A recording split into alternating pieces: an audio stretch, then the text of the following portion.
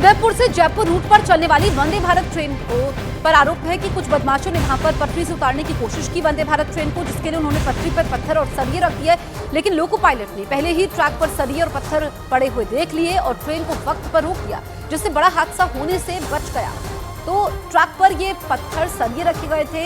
यहाँ पर वंदे भारत ट्रेन को निशाना बनाया गया, ट्रैक से उतारने की कोशिश की गई। साजिश तो नाकाम होती है। यहाँ पर लोको पायलट की तारीफ करनी होगी, क्योंकि उसने पहले ही ट्रैक पर पत्थर और सरिये देख लिए थे। समय रहते ट्रेन को रोका गया, जिस वजह से एक बड़ा हादसा होने से टल गया।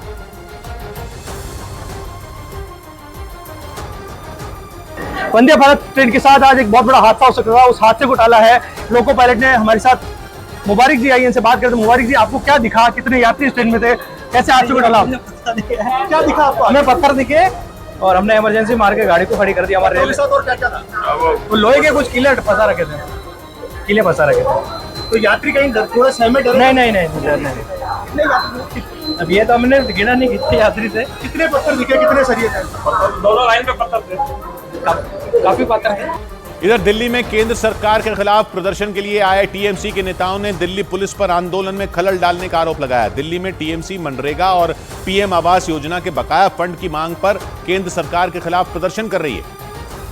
और इसी प्रदर्शन के तहत राजघाट पहुंचे टीएमसी नेताओं ने दिल्ली पुलिस पर प्रेस कॉन्फ्रेंस के दौरान जबरदस्ती वहां से हटाने का आरोप लगाया। ये लोग डरे हुए हैं तभी ये सब कर रहे हैं। अगर डरे हुए नहीं होगा, इनके डर बाहर आने लग गया है। टीएमसी के नेता केंद्र सरकार के खिलाफ जंतर मंतर पर 2 दिन तक प्रदर्शन करने की तैयारी में। टीएमसी का आरोप है कि मनरेगा और पीएम आवास योजना जैसी केंद्र की योजनाओं के तहत बंगाल को पूरा पैसा नहीं दिया जा रहा, लेकिन केंद्र सरकार ने इन आरोपों को बेबुनियाद बताया। जो पात्र लोग थे, आपने उनको क्यों बाहर रखा? ममता दीदी, क्या गरीब का हक छीनने में थोड़ा सा भी दर्द नहीं हुआ ममता दीदी को? जंतर मंतर पर प्रदर्शन के लिए टीएमसी के कई नेता दिल्ली पहुंचे हुए हैं। उधर अटकलें हैं कि मध्य प्रदेश की तरह बीजेपी राजस्थान में भी बड़ा दांव खेलने की तैयारी में है, क्योंकि सूत्र बता रहे हैं कि राजस्थान से भी पार्टी 3 केंद्रीय मंत्रियों को टिकट दे सकती है। यही नहीं, अटकलें हैं कि वो कुछ मौजूदा सांसदों और कुछ पूर्व सांसदों को भी मैदान में उतार सकती है, जिसके बारे में बीजेपी की केंद्रीय चुनाव समिति की बैठक में बात हुई। सूत्रों ने तो ये तक बताया कि केंद्रीय मंत्री गजेंद्र सिंह शेखावत, अर्जुन राम मेघवाल और कैलाश चौधरी से विधानसभा चुनाव लड़ने के लिए कह दिया गया। इसके अलावा मौजूदा सांसद कुमारी दिया, राज्यवर्धन राठौर और पीपी चौधरी को विधायक का चुनाव लड़वाया जा सकता है। अटकलें हैं कि अमित शाह ने कई सांसदों से इसके बारे में बात भी कर ली और पार्टी चाहती है कि सभी दिग्गज मुश्किल सीटों से मैदान में उतरे, जिनमें राजस्थान की वो सीटें शामिल हैं जिन पर बीजेपी अब तक जीत नहीं पाई। सूत्र बता रहे हैं कि इन सीटों में ज्यादातर वो सीटें हैं जिन पर कांग्रेस के दिग्गज चुनाव लड़ते हैं।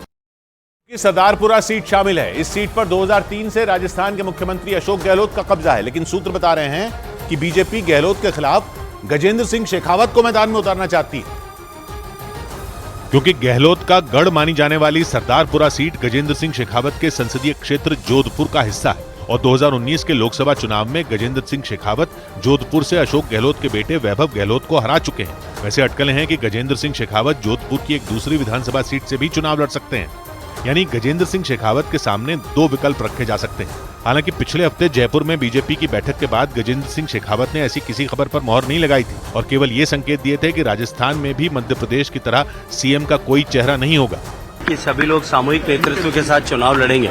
खबर है कि राजस्थान में बीजेपी की पहली लिस्ट 5 अक्टूबर के बाद जारी हो सकती है। 5 अक्टूबर को प्रधानमंत्री जोधपुर का दौरा करेंगे। उसके बाद